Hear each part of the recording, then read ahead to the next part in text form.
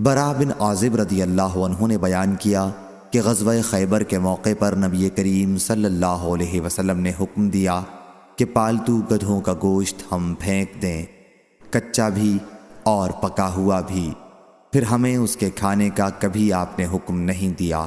صحیح بخاری حدیث نمبر 4226۔ ابن عباس رضی اللہ عنہ نے بیان کیا کہ مجھے معلوم نہیں کہ آیا حضرت صلی اللہ علیہ وسلم نے گدھے کا گوشت کھانے سے اس لیے منع کیا تھا کہ اس سے بوجھ ڈھونے کا کام لیا جاتا ہے، اور آپ نے پسند نہیں فرمایا کہ بوجھ ڈھونے والے جانور ختم ہو جائیں، یا آپ نے صرف غزوہ خیبر کے موقع پر پالتو گدھوں کے گوشت کی ممانعت کی تھی۔ صحیح بخاری حدیث نمبر 4227۔ عبداللہ بن عمر رضی اللہ عنہ نے بیان کیا کہ نبی کریم صلی اللہ علیہ وسلم نے غزوہ خیبر میں مال غنیمت سے سواروں کو 2 حصے دیے تھے اور پیدل فوجیوں کو 1 حصہ۔ اس کی تفسیر نافع نے اس طرح کی ہے کہ اگر کسی شخص کے ساتھ گھوڑا ہوتا تو اسے 3 حصے ملتے تھے، اور اگر گھوڑا نہ ہوتا تو صرف 1 حصہ ملتا تھا۔ صحیح بخاری حدیث نمبر 4228۔ جبیر بن مطعم رضی اللہ عنہ نے خبر دی کہ میں اور عثمان بن عفان رضی اللہ عنہ نبی کریم صلی اللہ علیہ وسلم کی خدمت میں حاضر ہوئے۔ ہم نے عرض کیا کہ حضور صلی اللہ علیہ وسلم نے بنو مطلب کو تو خیبر کے خمس میں سے عنایت فرمایا ہے اور ہمیں نظر انداز کر دیا ہے، حالانکہ آپ سے قرابت میں ہم اور وہ برابر تھے۔ حضور صلی اللہ علیہ وسلم نے فرمایا، یقیناً بنو ہاشم اور بنو مطلب ایک ہیں۔ جبیر بن مطعم رضی اللہ عنہ نے بیان کیا کہ حضور صلی اللہ علیہ وسلم نے بنو عبد شمس اور بنو نوفل کو خمس میں سے کچھ نہیں دیا تھا۔ صحیح بخاری حدیث نمبر 4229۔ ابو موسیٰ اشعری رضی اللہ عنہ نے بیان کیا کہ جب ہمیں نبی کریم صلی اللہ علیہ وسلم کی ہجرت کے متعلق خبر ملی تو ہم یمن میں تھے، اس لیے ہم بھی حضرت صلی اللہ علیہ وسلم کی خدمت میں ہجرت کی نیت سے نکل پڑے۔ میں اور میرے 2 بھائی، میں دونوں سے چھوٹا تھا۔ میرے ایک بھائی کا نام ابو بردہ رضی اللہ عنہ تھا اور دوسرے کا نام ابو رحم۔ انہوں نے کہا کہ کچھ اوپر 50، یا انہوں نے یوں بیان کیا کہ 53 یا 52 میری قوم کے لوگ ساتھ تھے۔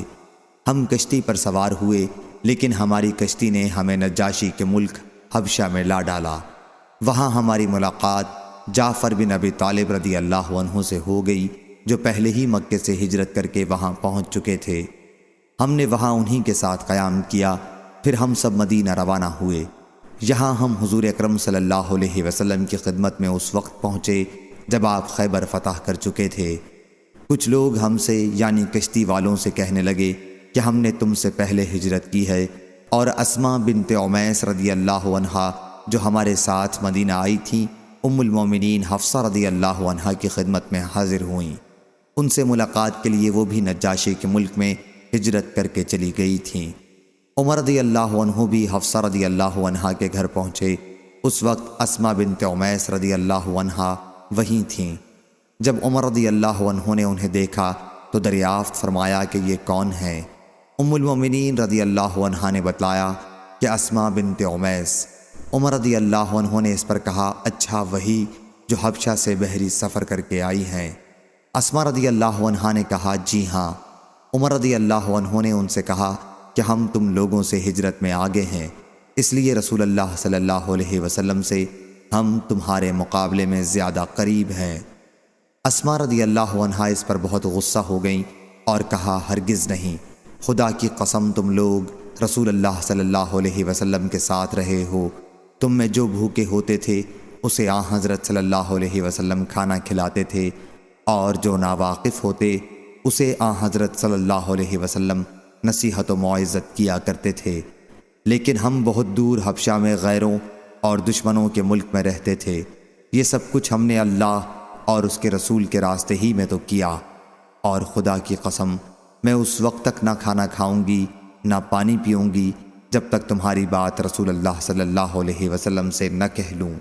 ہمیں اذیت دی جاتی تھی، دھمکایا ڈرایا جاتا تھا۔ میں حضور صلی اللہ علیہ وسلم سے اس کا ذکر کروں گی، اور آپ سے اس کے متعلق پوچھوں گی۔ خدا کی قسم کہ نہ میں جھوٹ بولوں گی، نہ کجروی اختیار کروں گی، اور نہ کسی خلاف واقعہ بات کا اضافہ کروں گی۔ صحیح بخاری حدیث نمبر 4230۔